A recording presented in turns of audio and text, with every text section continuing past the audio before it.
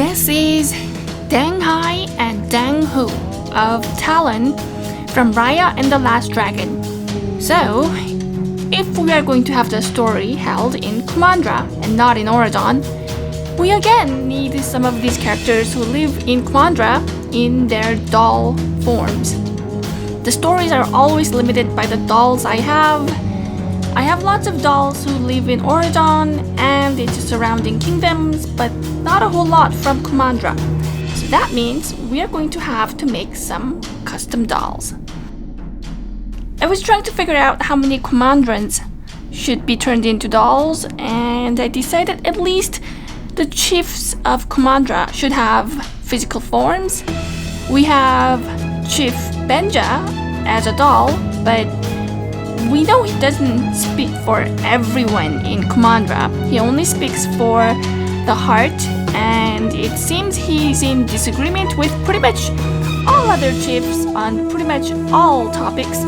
Of all of the chiefs of Kumandra, I decided to start with the chiefs of Talon, Chief Dang Hai and Chief Dang Hu. I think those two have potential for a lot of stories.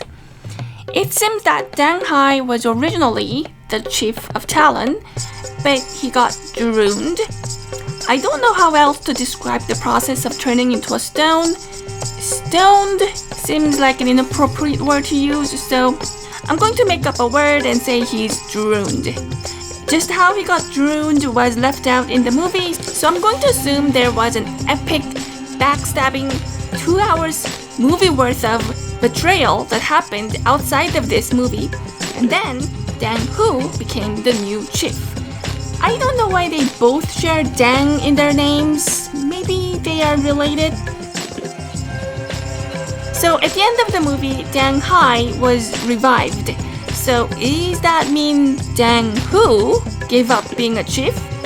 If Dang Hu was like a vice chief, then maybe she will give up being a chief and let the rightful ruler come back to Talon. But what if that was not the case? What if Dang Hu is a rival? She was not going to willingly give up being the chief. We all saw what she was capable of. On the scale of evilness out of 10, she's like 11. She was going to push Sisu over the wall, fully knowing that there were drones all over on the other side of the wall.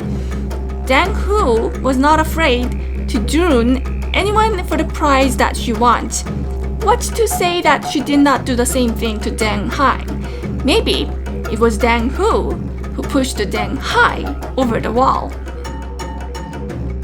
Someone who got drowned never came back to life before. Their silence was guaranteed, but at the end of the movie, we know people can be revived.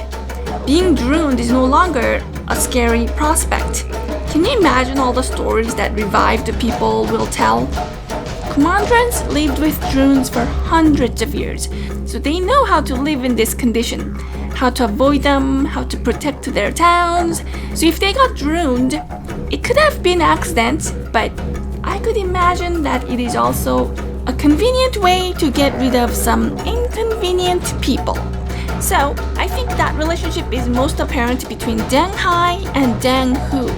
Was Dang Hu simply being altruistic and serving as a chief in service of the drowned chief? Or was Dang Hu scheming her way to the position of chief? Is she still scheming? So I thought it might be fun to just keep 2 chiefs in Kumandra, watch them bicker over absolutely everything at the expense of sanity of the people of Talon. To make Dang Hai, I started by making a ball of aluminum foil. I covered up the foil with a thin layer of polymer clay and then baked it. Now I have a hard surface I can work on. I took little pieces of clay and then dabbed in various places on the face to shape the forehead, the nose, the cheeks, the ears, the lips. I cannot sculpt to look exactly like Dang Hai in the movie, so anything that looks similar enough is good enough for me. I baked the face once more. Next, I sculpted Dang Hu's head. I took a bratch doll and took out the head. the doll was shorter than the other dolls, so it was perfect for Dang-hoo, who is shorter. Again, I punched up some aluminum foil and then turned it into a ball. I covered up the aluminum ball with a thin layer of clay and then baked it. I dabbed little pieces of clay in various parts of the head to shape the forehead, the eyebrows, the nose, the lips, the 2 ears. She is an older woman. I tried to add some droopy eyes and cheeks. I think she looks old, so I'm happy. She obviously, again, doesn't look exactly like the one in the movie, but I can't sculpt at that kind of artistic level. I baked the head once more. Next, I stored away all of the sculpting tools and took out all of the painting tools. I painted the head with slightly darker skin tone. I mixed a little bit of brown, white, orange, red, and yellow until the color looked kind of right. I wanted to match the skin tone to the doll's body. I think they are matching pretty closely. And then I painted the eyes, the eyebrows, the lips, the hair. In case of Dang-hai, I also painted the beard. He's growing a very long beard. And it seems he likes to decorate his beard with bands, and maybe I thought about just sculpting his hair bun and his beard with clay, but those parts just break away easily. I already have previous custom dolls with hair broken off, so sculpting a long hairstyle and a long beard is a bad idea. Not to mention, it is impossible to rotate the head because the hair gets in the way. So I decided to attach some wig and actually style his hair and his beard. That was no easy task. I cut out some black hair from a black wig. I glued them onto the head and tied them into a single ponytail. I had to sew his hair into a ponytail because it wouldn't stay tied down, and then I created a bun with the remaining hair by rotating the hair strands around the knot. I sew the hair strands to the hair knot so it will stay in shape. There was a lot of fine hair sticking out everywhere, so I glued everything down after. His hair bun is very hard, despite what it looks on the screen. I've seen dolls with very hard hair when a lot of styling is required, so I don't think it's too unusual to glue the hair in place. Afterward, I did same thing for the beard. It is sewn and glued onto the head to make that shape. I tied his beard with 2 strands of pink embroidery thread and then inserted a yellow bead at the tip of the beard. The styling kind of took forever to make, but I think it turned out looking pretty good. He gives off a very different personality than the one in the movie, but whatever, I'm just glad that we have Dang-hai. Next, we need to make the costumes for both of them. The people of the Talon wear pink and purple outfits. For Chief Dang-hai, I gave him a pink vest with purple outlines. He's also wearing a pair of knee-length pants. He likes to wear his vest open, but I closed his vest on the front. Basically, I cut out the front and back panels, I sewed them together and then cut open the front. I also cut out and sew a rectangular piece for the collar. I outlined the edges of the vest with a long piece of purple fabric, and then I closed the front of the vest and then cut open the back of the vest. I don't want to attach the velcros on the front because it bulks up too much, so I made the opening on the back. I cut out 2 pairs of pant legs and then sewed them together into pants, and then Chief Dang-hai's outfit is done. I realized he wears a lot of rings and wrist bracelets, but I omitted them. I didn't want to take out the sculpting tools and make the jewelries again.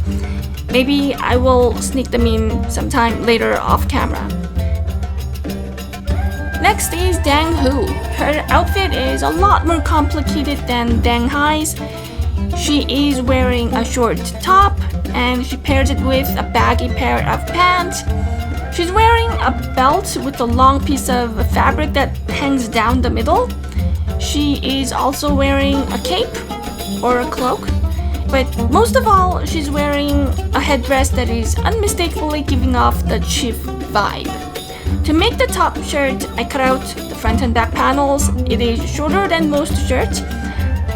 I sewed them together and then cut open the back. I attached the velcros on the back. For the pants, I cut out 2 pairs of legs. I sewed them together to make the pants. The easiest part of her costume is done. Next, I need to make the belt. I cut out 2 strands of pink and yellow fabric. I covered up the edges of the pink fabric with yellow fabric. I sewed the second piece to hang down vertically from the middle of the first horizontal piece. I cut out a very thin piece of gold fabric and lined it along the middle of the belt. On the center, I added the belt buckle. It is simply a piece of cardboard that is covered up with gold fabric. Next, I made the headdress. I rolled a piece of cardboard into a cylinder and then covered it with a piece of purple fabric. There is an elaborate rectangular shape that is made with green and pink lines on the front of the headdress. I cut out a long strip from a felt and then outlined the headdress. I glued these strips and then I cut out another thin piece of pink fabric and then loosely wrapped it around the headdress diagonally. And then I decorated the headdress with lots of flower beads. I glued the headdress onto Danghu's head so it will stay in place. By this time, I was pretty exhausted, so I kind of wanted to make something that looks like a cape. I omitted lots of little decorative details on the cape. I cut out a rectangular piece from a pink fabric. I outlined the fabric with a strip of green felt. The outlining strip looks yellow on the screen, but it's more like a neon green in real life. I also cut out a long piece of black fabric and sewed them along the inside of the outer edges of the cape. There's another green outline that goes along the upper edges of the cape, but there was not enough space on my cape, so I omitted that upper line. I should have made the cape a little bit wider on top, but now it's too late. There are some really intricate details on that cape, but I left all of that out too. By this time, I realized that Danghu is missing her gigantic earrings, but that would mean I have to take out all my sculpting tools. I suppose I could have just taken it out once more and make the jewelries for both Danghai and Danghu, but I wanted to upload the video. We still have 3 more chiefs to make. Next, obviously, we need Verana of Fang, Namari's mother. She's kind of an important chief. Fang seems like a tribe that nobody should mess around with. They seem very prosperous, ingenious, and powerful. That probably also means Verana has a lot of power over other chiefs, so we definitely need her. We also need Chief Spine. I don't think he was ever given a name. I don't think he ever even got a speaking role in the movie, but we need him just for the sake of the people of the Spine. And then comes very complicated one, which is Chief Tail. We know she died in the movie. This was not like other villains' death where you never see their demise.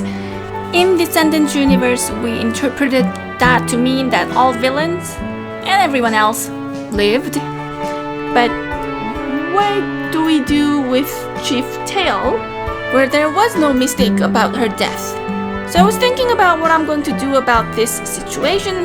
But since we have Hades, and we know he can revive people if he wants to, so I'm going to revive Chief Tail. It's not like the movie ever implied that there was another person who could become the new Chief Tail, but I'm going to put a bit of a twist. For that, you need to watch my stories. So we're going to have to make Chief Tail next, but that's for the next video. Thanks for watching!